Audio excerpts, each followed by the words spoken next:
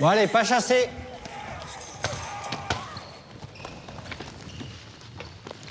Tu regardes quoi là? C'est une série, ça, mon frère. Oh là là, c'est gore. Moins de 16 ans quand même. Tu sais, moi j'ai beau savoir que c'est des effets spéciaux, ça me fait bien flipper. Ah bon? Ah ouais. Pas toi? Ouais, c'est chaud. Les images violentes, on doit les éviter, sinon il faut en parler. Vas-y, raconte. Face aux écrans, soyons vigilants. Retrouvez-nous sur jeunepublic.csa.fr.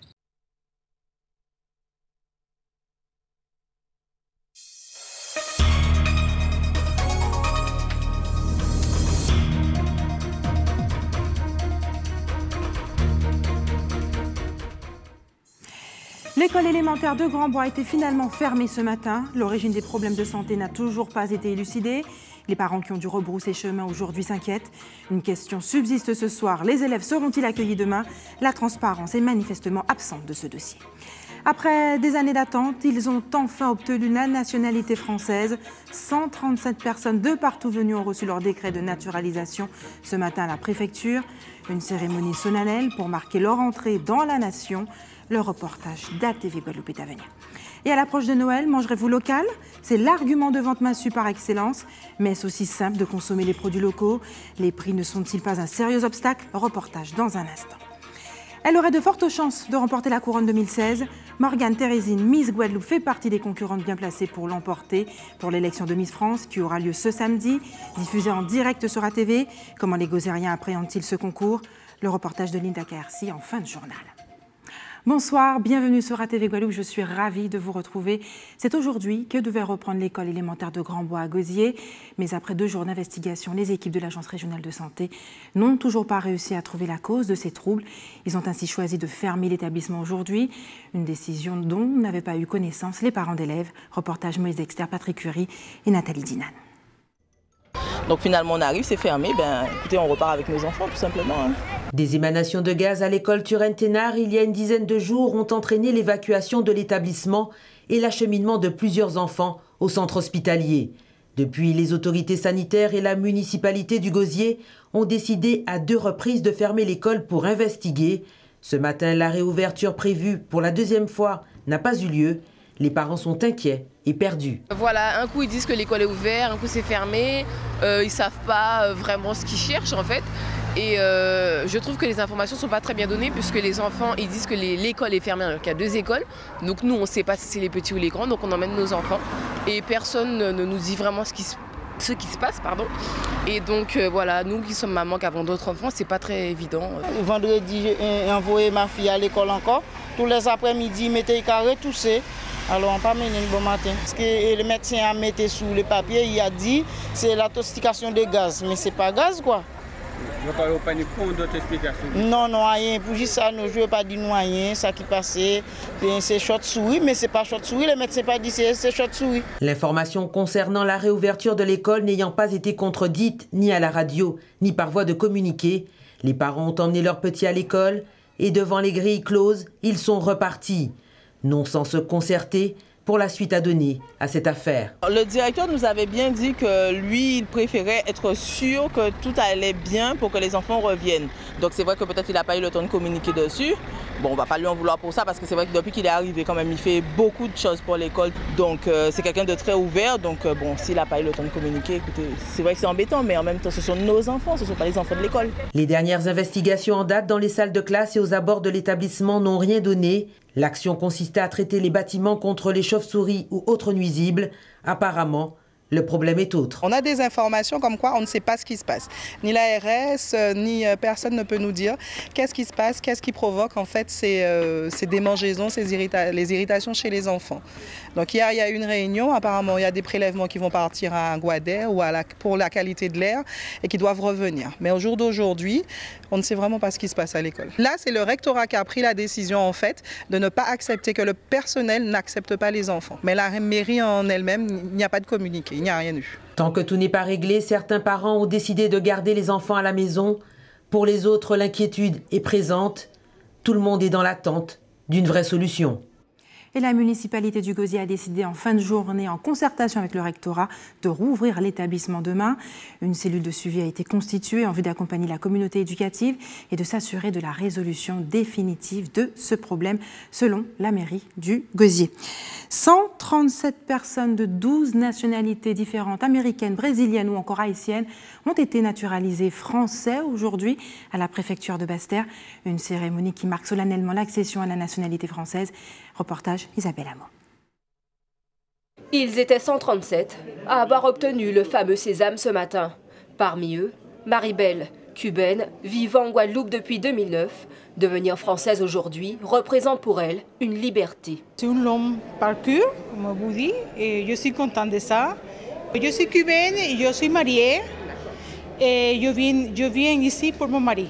Contente pour m'intégrer à la société française et surtout à la société guadeloupéenne. C'est un plaisir, c'est une joie indescriptible. On peut pas. C'est tout le tracassis administratif, c'est quasi fini. C'est une très bonne chose. L'obtention de la nationalité française, un véritable parcours du combattant. Elle ne peut s'obtenir qu'à certaines conditions. Vous avez deux types de demandes qui peuvent être faites. Soit vous êtes marié à un Français et donc au bout de 4 ans, vous pouvez demander l'accès à la nationalité française si vous avez effectivement vécu pendant 5 ans avec votre époux ou votre épouse. Vous pouvez, en tant qu'étranger en situation régulière, soit un titre de séjour temporaire, un titre plus long de 10 ans, de carte de résident, demander la naturalisation au bout de cette démarche, en ayant effectivement accompli un certain nombre de démarches, comme effectivement une insertion professionnelle avérée, une respectabilité, une bonne moralité, des conditions de ressources, une acceptation de la vie en société en France, une intégration linguistique, etc. Parmi les 137, 38 ont obtenu leur nationalité par le mariage, 99 par décret. On compte au total 97 adultes et 40 enfants. En Martinique, près de 250 000 croisiéristes sont accueillis chaque année, un chiffre en constante hausse. Pour renforcer la sécurité de ces visiteurs, les forces de l'ordre multiplient les patrouilles, un renfort sur la voie publique qui ne fait pas l'unanimité. Reportage Frédéric Mazet, Michelet François, d'ATV Martinique. Mission contrôle pour ces policiers. Avant que les croisiéristes posent le pied à quai, leur identité est vérifiée et certains passeports sont passés au peigne fin. William Yaos, le petit garçon. Alors, William. Soit on peut soupçonner une candidature à l'immigration, soit une affaire de stupes, soit un lien avec une entreprise terroriste, etc. Donc rien de concret, mais quelques éléments qui nous laissent penser que faut peut-être aller plus loin dans le contrôle. Par exemple, là, on va contrôler le passeport d'un Français. Pourquoi un Français ? Tout simplement parce qu'il y a 788 passagers, c'est le seul Français à bord. Donc il n'y a aucun élément probant, etc. Simplement, ça attire notre attention, donc on va le contrôler. On a ensuite des Colombiens. Les Colombiens, ils ne sont que 2, et on sait que les Vénézuéliens qui ont besoin de visa ont tendance à usurper l'identité de Colombiens, etc. Donc on va vérifier sans embêter les passagers, puisqu'en fait ça se fait uniquement sur le passeport. Et puis si c'est clean, on laisse les gens descendre sur cette escale. Aujourd'hui, aucun passager ne se verra refuser le plaisir de découvrir notre île. Quelques touristes arpentent les rues de Fort-de-France avec plus ou moins de précautions. On fait attention partout où on y va. Comme vous voyez, j'ai mon sac en bandolière. Ma femme aussi pareil. Donc on sait par rapport à tout ce qui se passe, on doit prendre ses précautions. Je me sens en sécurité ici. Je viens de New York et New York, c'est bien plus grand qu'ici. Je ne suis pas plus prudente que ça, mais si je dois l'être, dites-le moi. Appel à la vigilance sur la terrasse de ce commerce. Le restaurateur demande systématiquement à ses clients d'enlever leurs bijoux de valeur. J'ai eu un client il y a à peu près 3 mois, il était assis là, il s'est fait voler son portefeuille devant tout le monde et on l'a rechopé à la rue Blénac. Et malheureusement, il a été amené au poste, mais 2 heures après, il est relibéré, quoi.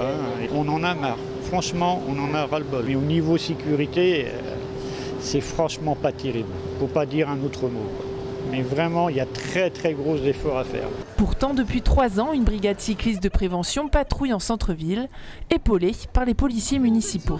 On a eu à déplorer qu'une seule plainte l'année dernière. Mais il arrive que des touristes, vous savez, quand on est touriste, on se relâche, hein, donc on est moins vigilant. Ils sont pour ça. Il arrive qu'on déplore des vols arrachés ou des vols simples. Hein. En pleine haute saison, les sites touristiques vont bénéficier d'une attention particulière. Vendredi, des patrouilles seront présentes tout au long de la journée à la marina du Marin. Plus de 800 000 touristes sont attendus jusqu'en mars. Demain, des spécialistes et des professionnels de l'éducation et de la sexualité rencontreront des lycéens et des enseignants pour leur parler d'éducation sexuelle. Cet échange qui prendra la forme d'un colloque aura lieu au lycée Faustin-Flairet de Morne-à-l'Eau. Raymond Houteau, bonsoir. Bonsoir Barbara. Merci d'avoir accepté notre invitation ce soir. Alors vous êtes socio-anthropologue et vous interviendrez demain justement lors de ce colloque initié par le Centre d'action sociale de la commune de Morne-à-l'Eau. Avant de parler de ce colloque en détail, j'aimerais connaître votre avis sur la sexualité des jeunes. Il y a un hebdomadaire antillais qui a fait sa une justement sur cette sexualité qui serait de plus en plus débridée. Quel est votre avis, votre constat? En fait, la sexualité des ados n'est pas plus débridée, des adultes plus débridés aujourd'hui qu'hier. C'est simplement la définition du rapport au corps qui aura changé. C'est-à-dire qu'en fait, depuis quelques années, les gens utilisent leur corps comme étant un réceptacle de plaisir. Et donc, en fait, tous les plaisirs sont bons dès lors qu'ils conduisent à la jouissance. Alors, c'est vrai que ça peut choquer pour une société où encore les valeurs religieuses, et je dis bien les valeurs religieuses au sens noble du terme, perdurent. Mais il n'en demeure pas moins qu'en fait, on va faire d'une problématique une chose qui simplement n'est qu'une rupture entre une génération de femmes que je vais considérer comme étant du passé et les nouvelles générations de parents et d'enfants qui ont décidé effectivement d'avoir une autre approche de ce corps et non pas de leur sexualité, parce que souvent on fait la confusion dans les deux termes, puisque la sexualité reste quand même l'apprentissage du corps tout au long de son évolution. Et donc c'est tout un autre débat qui nous permettrait justement d'aborder comment justement les parents font cet apprentissage du corps de leurs enfants et est-ce qu'effectivement jusqu'à aujourd'hui, au moment où l'on parle, cet apprentissage est fait ou est-ce que les gamins font leur apprentissage tout seuls?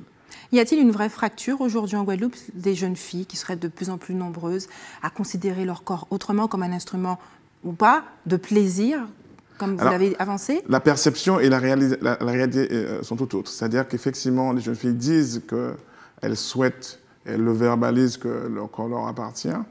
Mais en fait, lorsqu'on ramène le sujet à la réalité et au quotidien, on leur montre bien que la pression sociale est toujours présente et qu'en fait, à partir du moment qu'une jeune fille ou un jeune homme d'ailleurs aura une vie trop débridée, le contrôle social va s'opérer. Et donc forcément, nous avons eu à déplorer un certain nombre de situations qui sont tristes aujourd'hui, puisque pour la plupart des situations, les actrices vont décéder parce qu'elles vont mettre un terme à leur vie.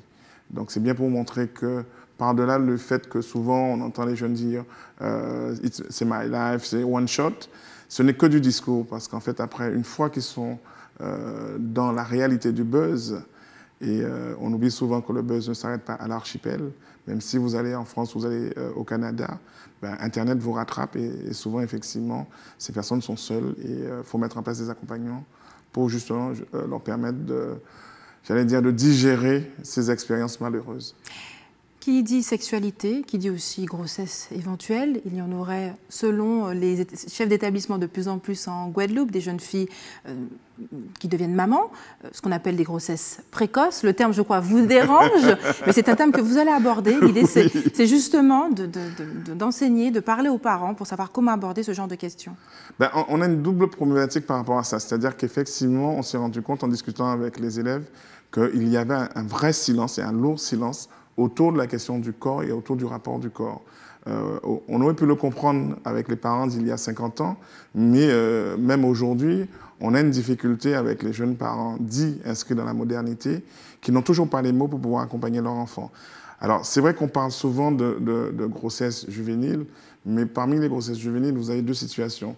Celles qui sont vraiment inscrites dans un désir d'enfant, mais que la société réprouve parce qu'en fait, on y attache des réalités économiques en estimant qu'elles sont trop jeunes, qu'elles ne sont pas autonomes et tout ce qui s'ensuit.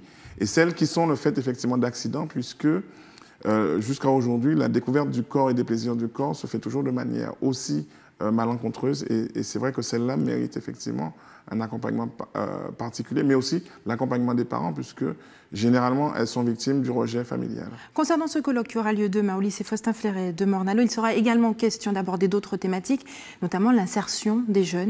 Oui, mais en fait, la thématique générale n'est pas anodine. Lorsqu'on dit « famille qui joue nous les vêtements à nous », c'est bien en fait une volonté à la fois du CECAS de Morne-à-l'Eau par la voix de son chef de projet, Mme Chauvineau, mais c'est aussi un travail qui est fait avec les acteurs de terrain, mission locale, conseil départemental, CNFPT, service de prévention de blessures, puisque moi j'y suis affilié.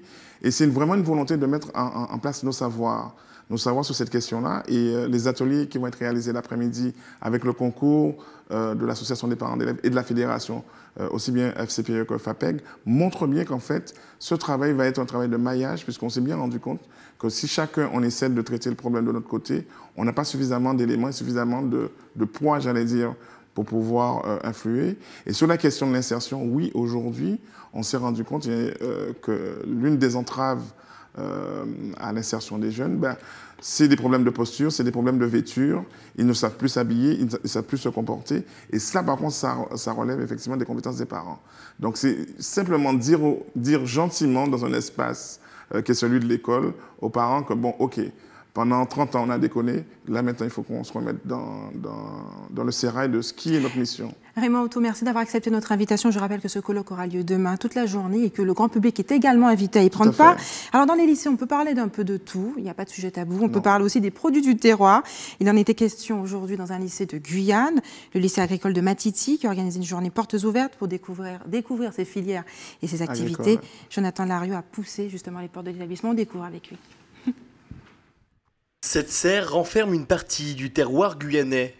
Et toutes ces plantes, ce sont les élèves du lycée agricole de Matiti qui les ont cultivées.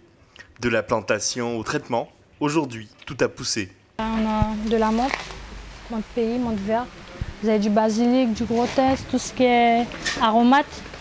Après là, vous avez des plants de maracuja, des plants de tomates ici. Des petites plants de giromont, vous avez aussi de l'autre côté quelques plantes ornementales, des plantes de choux, pas mal de petits plants déjà préparés, juste à vous arrivez chez vous, vous les plantez et c'est déjà fait. C'est là un des nombreux exemples de ce que produisent les élèves. Aujourd'hui est une journée un peu spéciale, les portes de l'établissement sont ouvertes au public. L'objectif, permettre de passer outre les préjugés concernant les métiers de l'agriculture. On espère effectivement, en ouvrant nos portes, lutter contre les a priori, faire connaître aux gens la formation agricole et leur montrer que ce n'est pas que produire ce qui va constituer le contenu de leurs assiettes, mais c'est également tout le tissu socio-économique rural qui, quelque part, est impacté par notre offre de formation et par ces métiers de production agricole. Donc j'espère que ça contribuera au moins à cela. C'est aussi faire la promotion des produits du territoire guyanais. On sait que beaucoup de choses sont importées de métropole qu'on trouve dans les supermarchés, mais il y a un énorme potentiel en Guyane qu'il faut absolument développer. Et le souhait du plus grand nombre de quelques 200 élèves de l'école, c'est de continuer à découvrir le monde de l'agriculture. Une journée comme celle-ci, c'est aussi une occasion en or de mettre à la vente des produits finis. Une initiative qui permettra aux élèves de récolter des fonds et de se rendre à la foire agricole de Paris en 2017. Donc nous sommes en agriculture des régions chaudes, donc pour avoir la possibilité de découvrir autre chose et surtout le salon de Paris qui est immense on va dire et puis qui va nous faire découvrir énormément de choses qu'on ne connaît pas en Guyane. Il faut savoir que quand on est en CAP apprenti au lycée, ce n'est pas, on est apprenti, nous sommes considérés comme des salariés, donc personne ne nous force à venir, j'ai envie de dire, c'est sur le volontariat. Donc si je fais cette formation, c'est parce que je suis intéressée par l'agriculture et que par la suite j'aimerais en faire mon métier. Donc je pense que c'est le cas d'à peu près 95% de la classe. Une journée qui aura vu passer du monde, venu découvrir le monde de l'enseignement agricole ou encore simplement faire son marché. Le lycée agricole continue son chemin dans le développement de son attractivité. Restez sur ATV Guadeloupe dans quelques minutes. Le coup d'envoi de la 6e édition du Cocktail Week. Et puis petit tour de nos marchés locaux pour faire nos courses de Noël. Depuis quelques années, le cocktail a fait son retour sur le devant de la scène auprès d'une clientèle épicurienne et gastronome. Une semaine lui est d'ailleurs dédiée en Guadeloupe. Le coup d'envoi de la 6e édition du Cocktail Week a été lancé ce matin à la Créole Biche du Gosier. Un rendez-vous sucré que n'a pas manqué Karen Zama. Ils sont 6 à briguer le titre de meilleur barman des îles de Guadeloupe 2016. Le principe du concours, en fait, c'est qu'il est ouvert aux professionnels ou aux jeunes du lycée hôtelier du Gosier, des métiers de l'hôtellerie, et toutes les personnes en fait qui travaillent déjà dans les métiers du bar peuvent participer à ce concours. Il y a différentes épreuves. On commence avec l'épreuve du QCM sur la culture générale du bar. Ensuite, on passe sur la pratique. Après l'épreuve du QCM ce matin, les 6 candidats ont pu profiter de quelques conseils de professionnels avant leur épreuve pratique samedi prochain. Donc là, le but, c'est de faire une petite piqûre de rappel sur ce qui se fait, les choses qui se font pas trop, ou plus trop. Parce qu'on a évolué quand même. Pour Nicolas, ces conseils sont précieux. Autodidacte et gérant d'un bar, ce concours devrait lui permettre d'acquérir de nouvelles techniques. C'est-à-dire que j'ai déjà développé pas mal de choses. Donc c'est aussi pour moi une occasion de présenter mon travail en fait. Donc après je ne vais pas lâcher, je continue là-dessus. Présenté dans le cadre de la Cocktail Week des îles de Guadeloupe, il s'agit pour cette 6e édition de mettre en avant la culture cocktail. Pendant une semaine, on a des rendez-vous dans différents établissements de la Guadeloupe où nous proposons différents cocktails à prix unique et préférentiel de 6 €. L'idée, c'est véritablement mettre en avant le cocktail et la culture cocktail de manière à ce que les gens s'intéressent au consommer mieux plutôt que consommer beaucoup. C'est-à-dire on met en avant en fait la qualité par rapport à la quantité. Samedi, l'un de ces 6 candidats remportera une mallette de barman, un chèque de 500 € ainsi que le prestigieux titre de meilleur barman des îles de Guadeloupe 2016. Elle fait aussi partie des incontournables de ces fêtes de fin d'année, la cuisine traditionnelle. Pour bien préparer son pois de bois, son igname et son cochon, il est préférable de se rendre dans les marchés locaux, mais c'est aussi simple de manger local. Nous vous proposons ce soir un petit tour de nos marchés avec Moïse Dexter, Patrick Curie et Nathalie Dinan. L'esprit de Noël résiste, même si la morosité ambiante a du mal à laisser place à l'optimisme. Le pouvoir d'achat ne cesse de diminuer. Cependant, on ne regarde pas la dépense quand il s'agit de fêter Noël. Moi, en principe, je ne regarde pas exactement le prix, si ça augmente, si ça n'augmente pas, puisque bon, je n'achète pas beaucoup. Alors, je ne vois pas la différence. Oui, le prix là a augmenté parce qu'ils n'ont raté, avec ces saisons pluvieuses là, ça, et manger là, pas qu'à venir comme il se doit. Pas suffisamment produit sur le marché, et c'est-à-dire que là où ils ont raté, bien le prix là a augmenté, c'est normal. Moi, je préfère consommer local. Que ni manger du riz, des pâtes ou autre. Les produits locaux, c'est très bon pour la santé en plus. Bon, on achète tout ce qu'on consomme ici, hein, c'est-à-dire, surtout en cette période de Noël, il y a le menu favori des Guadeloupéens, qui est le viande de porc aussi, le riz, un petit peu de riz, mais même pas beaucoup de riz, c'est surtout les racines. Patates, igname, madère. Après la messe, obligé, tout le monde, tous les Guadeloupéens sont obligés de manger le menu de Noël. Oui, nous devons consommer local, mais la devise Yonalot est-elle respectée? Sommes-nous nombreux à déambuler sur les marchés à la recherche de l'igname jaune ou de groseilles fraîches? Pas sûr. Pas de clients à présent. Tout le monde a préféré un supermarché. Tout bidon là, il y a dit ici, marché là. Pas mon kilo groseille, je ne vais pas acheter 5 €. Là, acheter un prix, mais il faut vendre un prix pour nos bénéfices. Il faut mettre gazole en voiture là.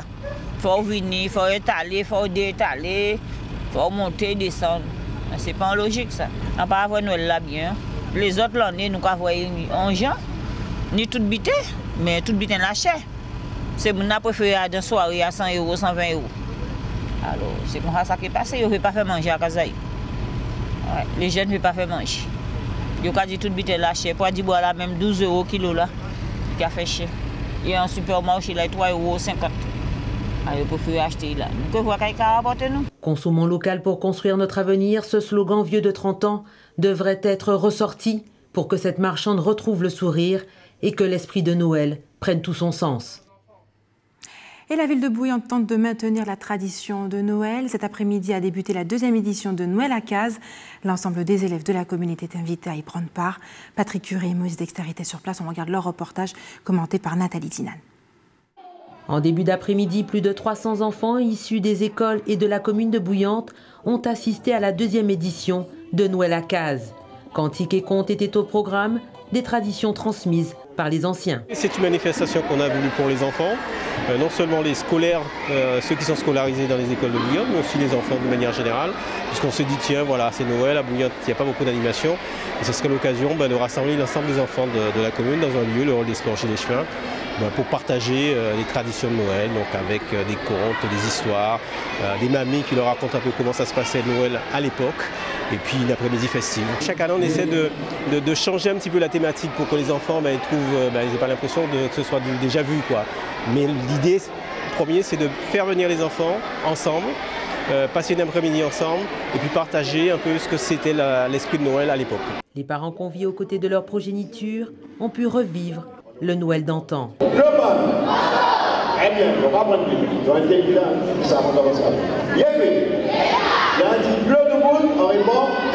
Oui, ça fait du bien aux enfants en fait. Les enfants peuvent s'amuser entre eux, voir autre chose quoi qu'à la maison.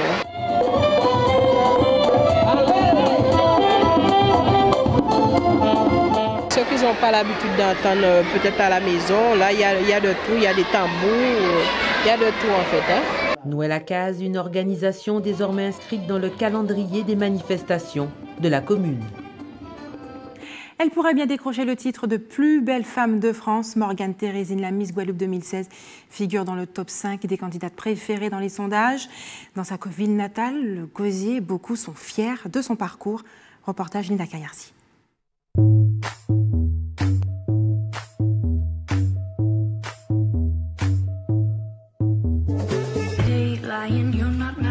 Je pense que oui, elle a beaucoup de chance.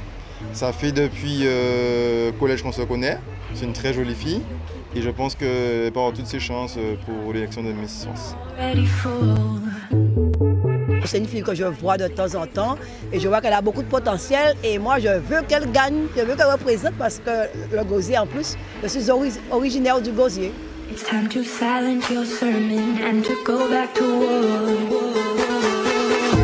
C'est la plus jolie fille du Gosier, donc bien sûr, oui, elle a toutes ses chances. Déjà connue, mais oui, avec une belle femme comme ça, comme représentante, oui, je pense bien. Ouais.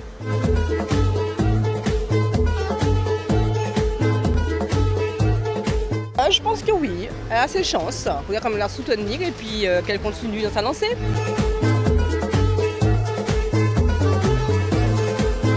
Oui, je pense qu'elle est capable de représenter la Guadeloupe et surtout pour le tourisme, les échanges import-export, la culture et c'est ce qui compte pour notre commune. Donc elle a toutes ses chances de pouvoir être l'ambassadrice pour importer ces choses ailleurs.